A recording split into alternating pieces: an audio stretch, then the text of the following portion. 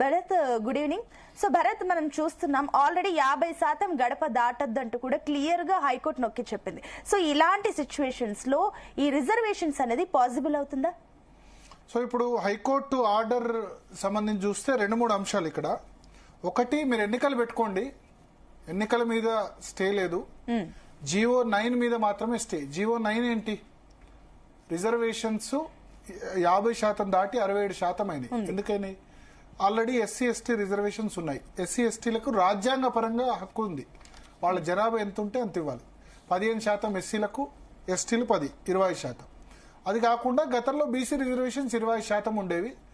దాన్ని ఇప్పుడు 42 చేశారు. 25 + 42 కలిపి 67. సో హైకోర్టు ఏం చెప్పింది? మేము ఎన్నికలు జరుపుకోండి, దాని మీద స్టే ఇవ్వట్ల, 67%ని 50%కు తెచ్చి ఎలక్షన్ జరుపుకోండి అని ఆర్డర్లు చెప్పింది. అంటే మొన్న ఆర్డర్ ఓరల్ గా చెప్పారు తప్ప రిటర్న్ ఆర్డర్ లేదు. రిటర్న్ ఆర్డర్ నిన్న అర్ధరాత్రి అప్లోడ్ అయింది.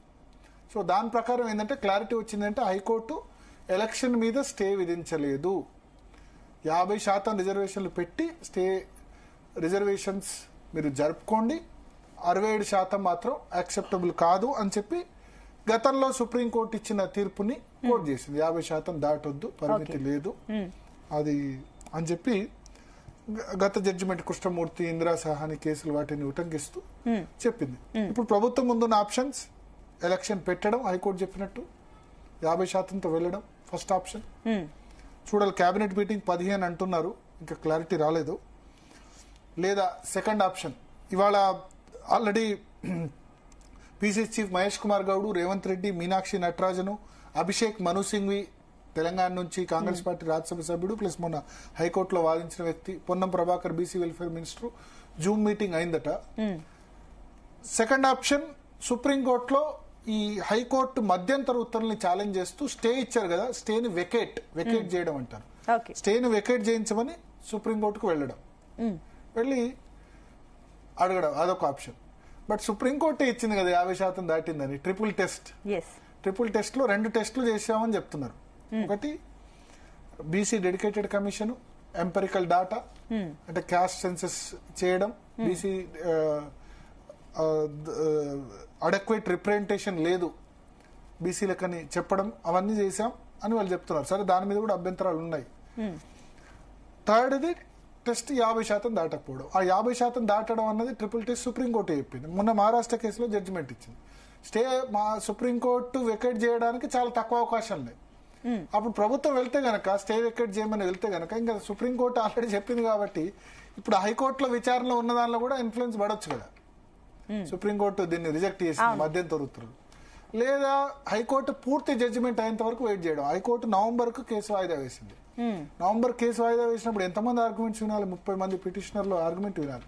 3-4 రోజులు మొత్తం విచారణ వింటారు. విన్న తర్వాత మళ్ళీ జడ్జిమెంట్, ఈ మధ్యంతర ఉత్తర్వు రాయడానికే 1.5 డే తీసుకున్నారు. పూర్తి జడ్జిమెంట్ రాయడానికి, జడ్జిమెంట్ రిజర్వ్ చేస్తారు, టైం పడుతుంది. అంటే ఈజీగా జనవరి ఫిబ్రవరి పోతే ఎలక్షన్స్ కండక్ట్ చేయకపోతే మళ్ళా ప్రభుత్వానికి ఏంది ఇబ్బంది? ఆల్రెడీ 20 నెలల ఆలస్యం. గ్రామ పంచాయతీలకు పైసలు లేవు. ఎక్కడి నుంచి పైసలు వస్తాయి గ్రామ పంచాయతీలకు? చాలా మంది తెలియదు. కేంద్ర ప్రభుత్వం ఇవ్వాలి, రాష్ట్ర ప్రభుత్వం ఇవ్వాలి, కానీ మన రాష్ట్ర ప్రభుత్వాలకు ఇచ్చే అలవాటు లేదు. కేంద్రం ఇవ్వాలి, రాష్ట్రాలకు గ్రామ పంచాయతీకి ఇవ్వాలి. హైదరాబాద్ అనుకోండి, ప్రాపర్టీ ట్యాక్స్ రిచ్ కాబట్టి కడతారు. మన దగ్గర వచ్చే ప్రాపర్టీ ట్యాక్స్ తో గ్రామ పంచాయతీని నడవు. మోర్లు సాఫ్ చేయడానికి కూడా పైసలు, వీధి దీపాల బిల్లు కట్టడానికి కూడా పైసలు లేవు. కేంద్ర ప్రభుత్వం డైరెక్ట్ గా 7% స్థానిక సంస్థలకి డైరెక్ట్ గా ఫండ్ ఇస్తుంది.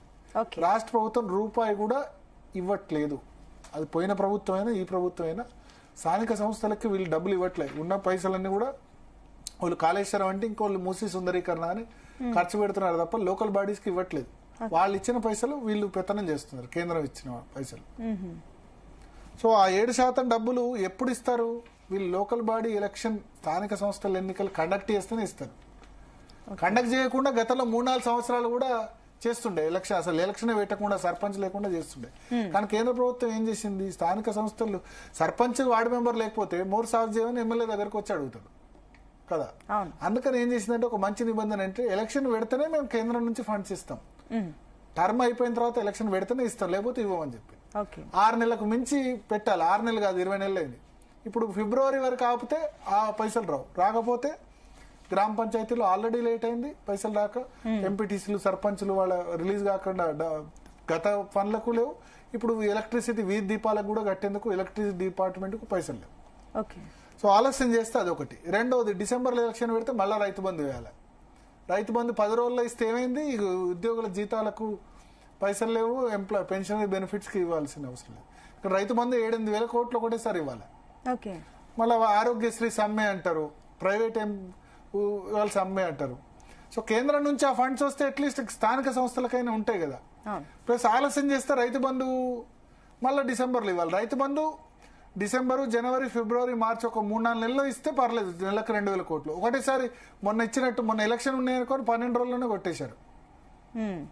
సో అప్పుడు టీఆర్ఎస్ కూడా వాళ్ళు కూడా ఒక 2 నెలలు 3 నెలల పాటు ముందు 6 ఎకరం 2 ఎకరాలు ఇచ్చుకుంటూ పోయేది.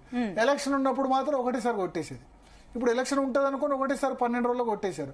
ఆ రైతు బంధు పోయింది. మళ్ళీ డిసెంబర్లో ఇప్పుడు రబీ రైతు బంధు వచ్చింది.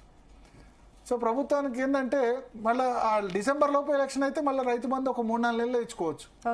లేదు ఇప్పుడు ఎలక్షన్ లేట్ చేస్తే మళ్ళీ వెంటనే రైతు బంధు ఇవ్వాలి. రైతు బంధు ఇస్తే మిగతా అన్న ఆగిపోతుంది.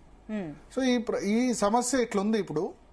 అందుకని ఏం చేస్తూ చూద్దాం ఒకసారి. మనతో పాటు శరత్ గారు అడ్వకేట్ జాయిన్ అయ్యారు.